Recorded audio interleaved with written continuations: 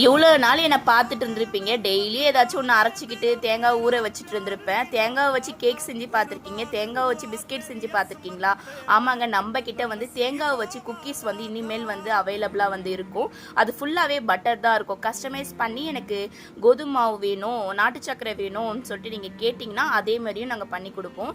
ஏன் புதுசாக வந்து குக்கீஸ் வந்து நம்ம செய்கிறோன்னு பார்த்தீங்கன்னா, நம்மக்கிட்ட எந்த ஒரு குக்கீஸுமே வந்து அவைலபிள் கிடையாதுங்க. ஃபுல்லாக கோகோனட் குக்கீஸ் தான் வந்து பண்ண போகிறோம்.